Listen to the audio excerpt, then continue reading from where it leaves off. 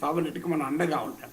ఈ 6 అంశాలపైన అగ్రిమెంట్ కుదరడం అనేది చాలా కీలకమైన పరిణామం. సార్, భారత్ గడ్డపై నుంచే తాలిబాన్ విదేశాంగ మంత్రి పాకిస్తాన్ హెచ్చరించడం అంటే ఇవి ఎటువంటి పరిణామాలకు దారితీయబోతున్నాయి, వీటిని ఎలా అనలైజ్ చేస్తారు సార్?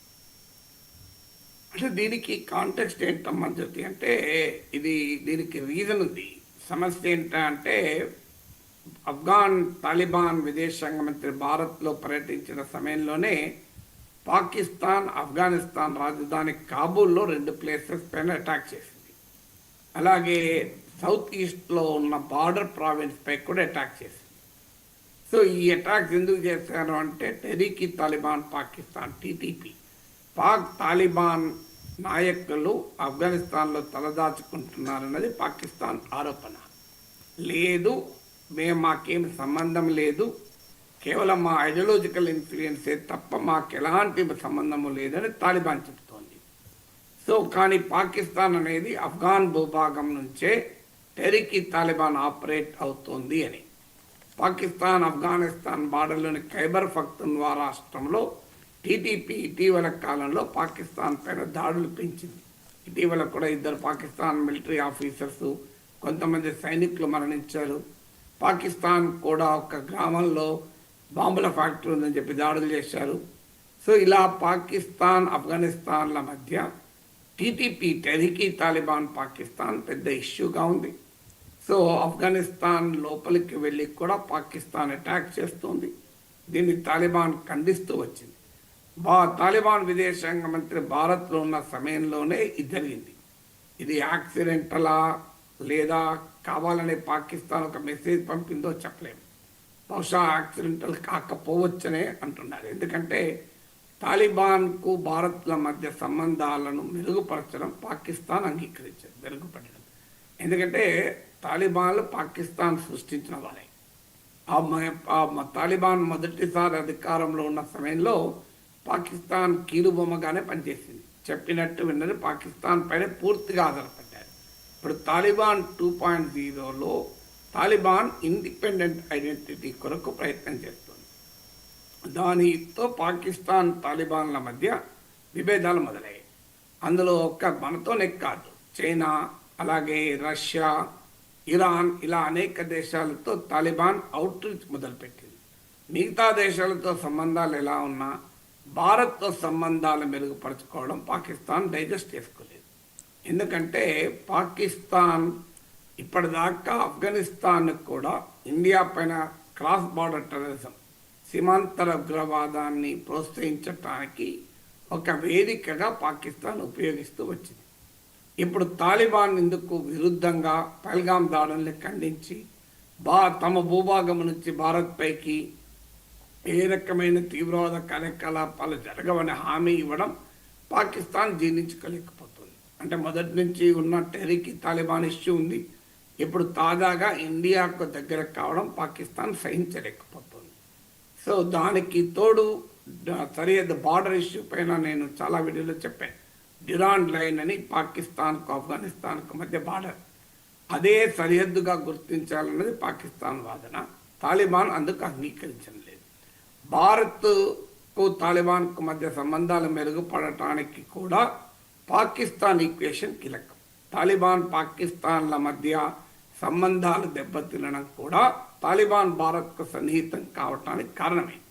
మీకు తాలిబాన్ మొదటిసారి అధికారంలో ఉన్నప్పుడేమో మొత్తం ఆఫ్ఘనిస్తాన్ తాలిబాన్ కంట్రోల్లో లేదు. అప్పుడు కొన్ని హిలీ ఏరియాలో నార్థన్ అలియన్స్ వారు తాలిబాన్కు వ్యతిరేకంగా పోరాటం జరిపేవారు. వారికి ప్రత్యక్షంగా పరోక్షంగా సహాయం చేసిన దేశాల్లో భారత్ కూడా ఒకటి. అందువల్ల ఇప్పుడు అది కాదు. ఇప్పుడు పొలిటికల్ రియాలిటీ ఏంటంటే ఆఫ్ఘనిస్తాన్ పూర్తి స్థాయిలో తాలిబాన్ల ఆధీనంలో ఉంది.